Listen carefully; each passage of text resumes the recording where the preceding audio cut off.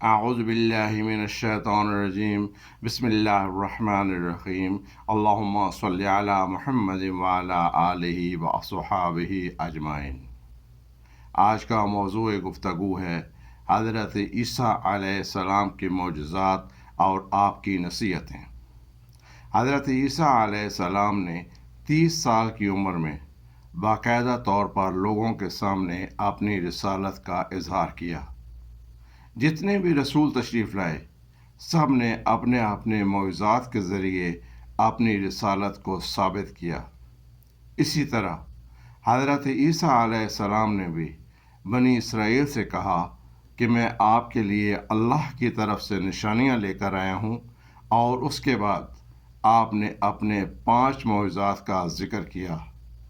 Number 1، میں ایک مٹی کا پرندہ بناؤں گا، پھر اس پر کچھ دم کروں گا اور پھر وہ اللہ کے حکم سے پرندہ بن جائے گا۔ نمبر 2، میں پیدائشی اندھوں کو بینائی دوں گا۔ نمبر 3، میں برس کے مرض کا علاج کروں گا۔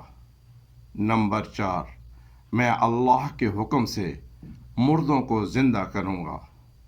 نمبر 5، میں آپ کو یہ بھی بتاؤں گا کہ آپ کیا کھاتے ہیں اور گھروں میں کیا جمع کرتے رہتے ہیں، اور یقیناً یہ سب اللہ کی طرف سے آپ کے لیے نشانیاں ہیں اگر تم ایمان لانے والے ہو، اور میرا اور آپ کا ایک ہی رب ہے، لہذا اسی کی عبادت کرو اور یہی سیدھا رستہ ہے۔ کچھ لوگ حضرت عیسیٰ علیہ السلام پر ایمان لے آئے اور کچھ لوگوں نے انکار کر دیا اور آپ کے ان معجزات کو جادو اور سحر کہنے لگے۔ لیکن حضرت عیسیٰ علیہ السلام لگاتار لوگوں کو تبلیغ کرتے رہے اور ان کو مختلف نصیحتوں کے ذریعے راہ حق کی طرف بلاتے رہے۔ ایک دفعہ آپ اپنے دوستوں کے ہمراہ سرزمین اردن سے بیت المقدس کی طرف روانہ ہوئے۔ اس سفر کے دوران آپ کو جو بھی اندھا یا معذور نظر آیا اس کو اللہ کے حکم سے شفا دی، اور اس طرح لوگوں کو اللہ کی نشانیوں سے آگاہ کیا اور برپرستی سے روکا اور اللہ کی طرف بلاتے رہے۔ آپ کے اس سفر میں ٹوٹل 12 آدمی تھے، ان میں سے 11 آپ کے ساتھ بے حد مخلص، جبکہ ایک نے آپ کے ساتھ خیانت کی تھی۔ اگرچہ کچھ لوگ حضرت عیسیٰ علیہ السلام پر ایمان لائے تھے، لیکن وہ حضرت عیسیٰ علیہ السلام سے کوئی معجزہ دیکھ کر اپنے دلوں کو یقین دلانا چاہتے تھے۔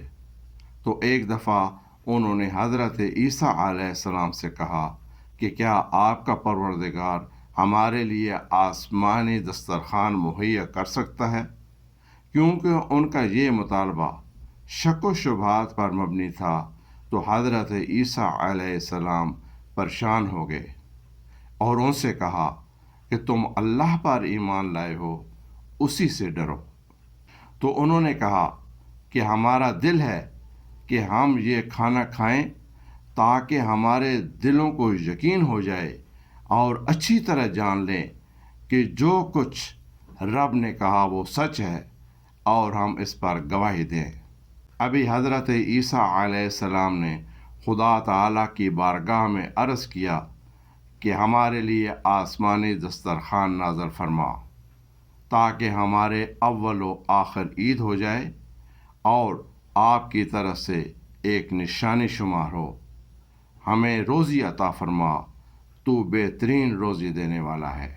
رب ذوالجلال نے حضرت عیسیٰ علیہ السلام پر وحی نازل کی کہ میں آپ کو ایسا ہی دسترخوان بھیجتا ہوں، لیکن یہ بات یاد رکھ لیں کہ دسترخوان نازل ہونے کے بعد آپ کی ذمہ داریاں اور بڑھ جائیں گی، اور اس کے بعد اگر کوئی انکار کرے گا تو اس پر ایسا عذاب نازل کروں گا کہ پہلے کبھی ایسا نہیں ہوا ہوگا۔ دسترخوان نازل ہوا تو اس میں کچھ روٹیاں اور مچھلیاں تھیں۔ چونکہ یہ دسترخوان اتوار والے دن نازل ہوا تھا تو انہوں نے اس دن کو یوم عید کا نام دیا۔ آپ کی ایک دعا بھی ہے کہ یہ دسترخوان ہمارے لیے عید کا موجب ہو، یعنی ہمیں توحید اور ایمان کی طرف پلٹائے۔ روایت میں آتا ہے کہ رب ذوالجلال نے حضرت عیسیٰ علیہ السلام پر وحی نازل کی کہ یہ دسترخوان فقراء کے لیے بچھائیں، نہ کہ امراء کے لیے۔ تو حضرت عیسیٰ علیہ السلام نے ایسا ہی کیا۔ جب ایسا ہوا تو امیر لوگ اس دسترخوان کے بارے میں شک و شبہات میں مبتلا ہو گئے، اور دوسرے لوگ بھی اس میں شک کرنے لگے۔ اس وجہ سے رب ذوالجلال نے ان میں سے کچھ کو سور کی شکل میں تبدیل کر دیا۔ وہ الٹی سیدھی حرکتیں کرتے اور گندگی کھاتے تھے۔ ان سے رشتہ دار روتے ہوئے حضرت عیسیٰ علیہ السلام کے پاس فریاد لے کر آئے، لیکن 3 دن کے بعد وہ سب ہلاک ہو گئے۔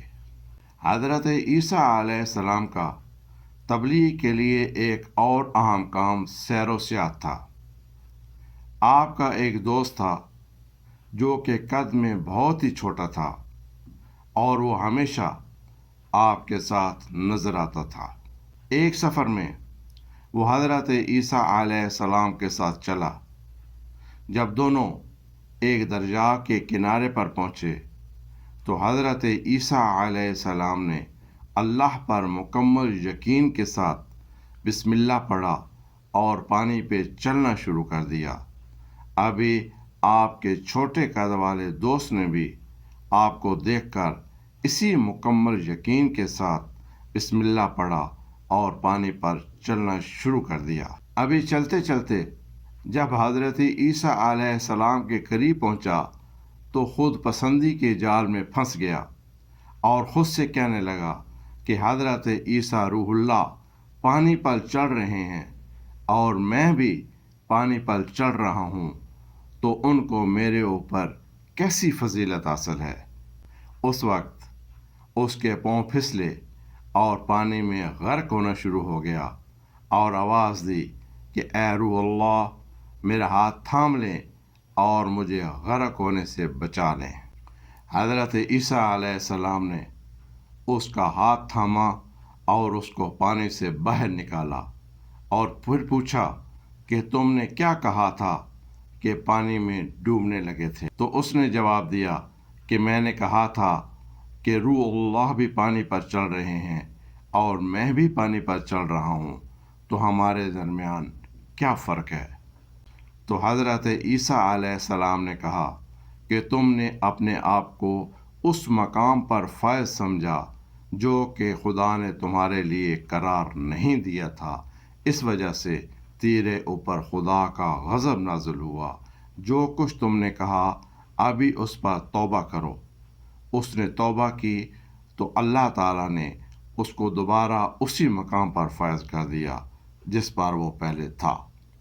ایک دفعہ حضرت عیسیٰ علیہ السلام اپنے دوستوں کے ساتھ ایک گاؤں کے قریب پہنچے تو دیکھا کہ وہاں پہ سب انسان اور چرندے اور پرندے موت کی نیند سو رہے ہیں۔ آپ نے اپنے دوستوں سے فرمایا کہ معلوم ہوتا ہے کہ یہ لوگ کسی عذاب الہی کی وجہ سے موت کی گھاٹ اتر چکے ہیں۔ اگر ایک دوسرے کے بعد مرتے تو زندہ رہنے والے مرنے والوں کو ضرور سپرد خاک کرتے۔ آپ کے دوستوں نے کہا کہ اے روح اللہ، اللہ کے دربار میں درخواست کریں کہ وہ ان کو زندہ کرے تاکہ یہ ان پر نازل ہونے والے عذاب کی وجہ بیان کریں کس کی زد میں ان پر یہ عذاب آیا، تاکہ ہم لوگ اس کام سے پرہیز کریں جن کی وجہ سے ان پر عذاب نازل ہوا۔ تو حضرت عیسیٰ علیہ السلام نے خدا کے دربار میں ان کو زندہ کرنے کی درخواست کی۔ آسمان سے آواز آئی، انہیں آواز دیں۔ تو حضرت عیسیٰ علیہ السلام رات کو ایک ٹیلے پر چڑھ گئے اور آواز دی کہ اے اس گاؤں کے لوگوں، ان میں سے ایک شخص زندہ ہوا اور کہنے لگا، ہاں کلیم اللہ۔ تو آپ نے فرمایا کہ تمہارے اوپر افسوس، کیا کردار تھا تمہارا کہ تمہارے اوپر یہ عذاب آیا؟ زندہ ہونے والے شخص نے جواب دیا کہ 4 چیزیں تھیں جس کی وجہ سے رب ذوالجلال نے ہمارے اوپر یہ عذاب نازل کیا۔ نمبر 1، گمراہی یعنی طاغوت کی پرستش۔ نمبر 2، خدا سے بے خوفی اور دنیا سے دل کی وابستگی۔ نمبر 3، لمبی لمبی آرزوئیں۔ نمبر 4، دنیا کے کھیل کود میں دلچسپی۔ حضرت عیسیٰ علیہ السلام نے پوچھا کہ دنیا کے ساتھ آپ کی وابستگی کس قدر تھی؟ زندہ ہونے والے نے کہا کہ جس طرح ایک ماں کو اپنے بچے کے ساتھ ہوتی ہے۔ جس وقت دنیا ہمارے طرف رخ کرتی تو ہم خوشحال ہو جاتے، اور جب پشت کرتی تو ہم رونا دھونا شروع کر دیتے اور غم زدہ ہو جاتے۔ حضرت عیسیٰ علیہ السلام نے پوچھا کہ تم طاغوت کی کس طرح پرستش کرتے تھے؟ تو اس نے جواب دیا کہ ہم گناہ گاروں کی اطاعت اور پیروی کرتے تھے۔ حضرت عیسیٰ علیہ السلام نے پوچھا کہ تمہارے ان کاموں کا انجام کیا ہوا اور کیسے ہوا؟ تو زندہ ہونے والے نے کہا کہ رات کو ہم خوشی خوشی سوئے اور صبح ہم حاویہ میں تھے۔ حضرت عیسیٰ علیہ السلام نے پوچھا کہ حاویہ کیا ہے؟ تو زندہ ہونے والے نے بولا کہ حاویہ ایک سیاچین ہے۔ حضرت عیسیٰ علیہ السلام نے پوچھا کہ سیاچین کیا ہے؟ تو اس نے جواب دیا کہ یہ آگ کے پگھلے ہوئے پہاڑ ہیں جو تا قیامت ہمارے اوپر بھڑکتے رہیں گے۔ حضرت عیسیٰ علیہ السلام نے پوچھا کہ جب تم ہلاک ہوئے تو تم نے کیا کہا اور فرشتوں نے کیا جواب دیا؟ تو اس نے جواب دیا کہ ہم نے کہا کہ ہمیں دنیا کی طرف پلٹا دو تاکہ وہاں پر ہم نیک کام انجام دیں اور نیک و پارسا ہو جائیں۔ تو فرشتوں نے کہا کہ تم جھوٹ بولتے ہو۔ حضرت عیسیٰ علیہ السلام نے پوچھا کہ کیا ہوا کہ ہلاک ہونے والوں میں سے سوائے تیرے کسی نے میرے ساتھ گفتگو نہ کی؟ تو اس نے جواب دیا کہ احر اللہ، ان کے منہ آگ سے بند کیے ہوئے ہیں اور فرشتوں کے ہاتھوں گرفتار ہیں۔ میں بھی دنیا میں ان کے ساتھ رہتا تھا لیکن ان میں سے نہ تھا اور ان کی طرح گناہ نہیں کرتا تھا، لیکن جب عذاب آیا تو میں بھی اس میں گرفتار ہو گیا۔ اس وقت ایک باریک تار کے ساتھ میں جہنم کے کنارے لٹکا ہوا ہوں، معلوم نہیں کہ جہنم میں ڈال دیا جاؤں گا یا کہ میری نجات ہو جائے گی۔ لکھنے والا لکھتا ہے کہ شاید اس پر یہ عذاب برائی سے نہ روکنے اور اچھائی کی طرف نہ بلانے کی وجہ سے آیا ہے۔ بنی اسرائیل میں ایک ایسا خاندان موجود تھا جو کہ 40 رات عبادت کرتا اور پوری راتیں راز و نیاز میں گزارتا، اور دوسرے دن وہ جو بھی دعا مانگتا تھا اس کی دعا کو قبول کر لیا جاتا تھا۔ اس خاندان میں ایک شخص نے 40 راتیں عبادت میں گزاریں اور پھر دعا کی، لیکن اس کی دعا قبول نہ ہوئی۔ وہ پریشان ہوا اور حضرت عیسیٰ علیہ السلام کی خدمت میں حاضر ہوا، شکایت کی اور التماس کی کہ اس کے لیے دعا کریں۔ حضرت عیسیٰ علیہ السلام نے وضو کیا، 2 رکعت نماز ادا کی اور پھر اس پر شان حال بندے کے لیے دعا کی۔ اس وقت رب ذوالجلال نے وحی نازل کی کہ اے عیسیٰ، یہ بندہ صحیح راستے پر گامزن ہو کر دعا نہیں کرتا تھا، وہ مجھے تو پکارتا تھا لیکن اس کو تیری پیغمبری کے بارے میں شک ہے، اور اس وجہ سے اگر اس قدر دعا کرے کہ اس کی گردن کٹ جائے اور انگلیوں کے پورے ختم ہو جائیں، تب بھی میں اس کی دعا کو قبول نہیں کروں گا۔ حضرت عیسیٰ علیہ السلام نے یہ ماجرا اس شخص سے بیان کیا تو اس نے کہا کہ اے روح اللہ، حقیقت یہی ہے جو آپ نے بیان کی ہے کہ میں آپ کی پیغمبری کے بارے میں مشکوک تھا، اور آپ میرے لیے دعا کریں تاکہ یہ شک برطرف ہو جائے۔ حضرت عیسیٰ علیہ السلام نے دعا کی تو اس کو حضرت عیسیٰ علیہ السلام کی نبوت اور رہبری کا یقین ہوا، اور اس کے بعد اس کی بھی 40 راتوں کے بعد اپنے خاندان کی طرح دعا قبول ہوئی۔ ایک دفعہ حضرت امام جعفر صادق علیہ السلام سے سوال کیا گیا کہ کیا حضرت عیسیٰ علیہ السلام نے کسی ایسے بندے کو بھی زندہ کیا جو کہ زندہ ہونے کے بعد کچھ عرصہ اس دنیا میں رہا ہو اور دنیا کے نعمتوں سے استفادہ کیا ہو اور صاحب اولاد ہوا ہو؟ حضرت امام جعفر صادق علیہ السلام نے فرمایا، ہاں، حضرت عیسیٰ علیہ السلام کے ایک دینی بھائی تھے جو آپ کے بے حد مخلص دوست تھے، تو آپ جب بھی اس کے گھر کے پاس سے گزرتے، اس کے گھر جاتے، اس کی احوال پرسی کرتے تھے۔ ایک دفعہ آپ کسی کام سے سفر پر گئے، جب واپس لوٹے تو ان کو اپنا دینی بھائی یاد آیا، تو اس سے ملنے کے لیے اس کے گھر گئے تاکہ اس کی احوال پرسی کریں۔ تو اس کی ماں گھر سے باہر آئی۔ آپ نے پوچھا، میرا دوست کہاں ہے؟ تو عورت نے عرض کیا کہ اے پیغمبر خدا، میرا بیٹا دنیا سے چل بسا ہے۔ حضرت عیسیٰ علیہ السلام نے اس کی والدہ سے پوچھا کہ کیا آپ پسند کرتی ہیں کہ اپنے بیٹے کو زندہ دیکھیں؟ ماں نے عرض کیا، جی ہاں۔ حضرت عیسیٰ علیہ السلام نے کہا کہ میں کل آپ کے پاس آؤں گا اور اس کو اللہ کے حکم سے زندہ کروں گا۔